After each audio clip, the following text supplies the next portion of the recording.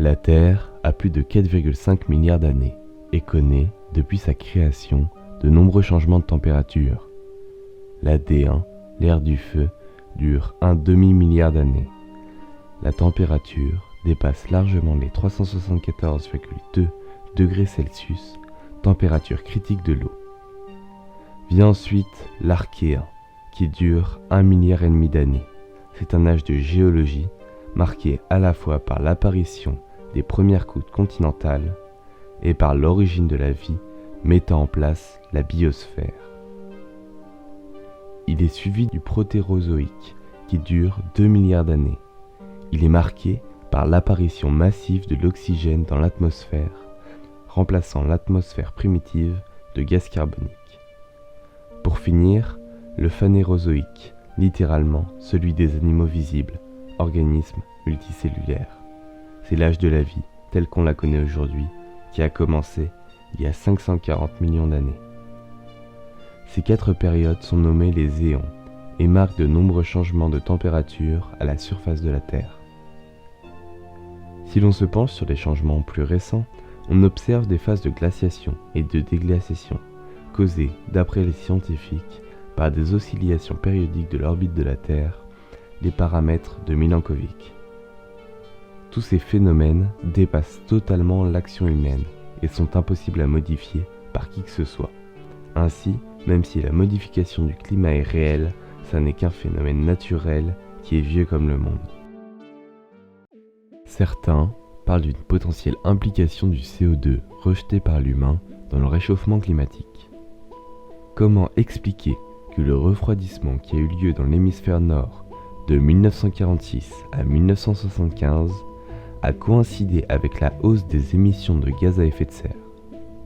Il n'est ainsi pas possible de prouver une quelconque implication du CO2 dans la modification de la température de la planète et impossible de prouver que l'activité humaine ait un réel impact sur cette modification. On peut maintenant se poser la question de pourquoi les États nous mentent. En nous rendant aveugles, en nous couvrant d'œillères, ils espèrent mieux nous contrôler, car ces États ont besoin de nous. Participent à cette mascarade les ONG telles que Greenpeace.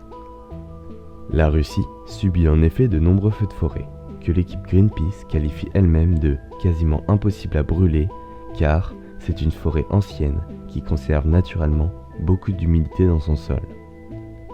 On se pose légitimement la question de qui met le feu à ces forêts impossibles à brûler, si ce n'est quelqu'un avec de grands moyens tels que le gouvernement. Pour répandre la peur, ils utilisent même des enfants. L'une des plus connues est Greta Thunberg, une soi-disant militante écologiste qui n'est, dans les faits, qu'un simple instrument de manipulation. Greta Thunberg est en contact avec Ingmar Reitzog, ponte suédoise des relations publiques. Reitzog est couramment accusé d'éco-blanchiment et est très proche de politiques et de grands chefs d'entreprise dans l'industrie du pétrole. Greta essaye de nous persuader. Voici un exemple simple. Un cambrioleur frappe à la porte d'une vieille dame au beau milieu de la nuit. Bien entendu, elle se méfie. L'homme a beau supplier, prétendre qu'il a eu un accident, jurer qu'il est à l'agonie. Elle appelle une ambulance peut-être, mais elle ne le laisse pas entrer. Maintenant, imaginez que la même vieille dame trouve un jeune garçon en pleurs sur le seuil de sa porte. « Madame, mon père a eu un accident, il ne bouge plus, s'il vous plaît, aidez-moi. » Croyez-moi, la femme ouvre la porte immédiatement. Le père du garçon peut alors bondir de sa cachette, assommer sa victime et dérober les économies cachées sous son matelas. Les gens ne se méfient pas des enfants. Une autre preuve que le changement climatique n'est pas dangereux est qu'un simple froid tue bien plus que les grandes chaleurs. C'est ce que démontre une étude scientifique publiée dans la revue médicale The Lancet en 2015. Le froid tuerait ainsi 17 fois plus d'après cette analyse conduite sur près de 75 millions de décès recensés dans 13 pays différents entre 1985 et 2012. Les chercheurs ont d'abord constaté que plus de 7% des morts étudiées étaient dues à la température. Parmi elles, 7,29% étaient causées par des jours plus froids que la température optimale et 0,42% par des jours plus chauds, soit un taux de décès causé par le froid 17 fois plus élevé. La majeure partie du fardeau de mortalité lié à la température est attribuable à la condition du froid. La chaleur pourrait ainsi sauver des vies. Et c'est ce qui arrive déjà, l'espérance de vie augmente en même temps que le réchauffement.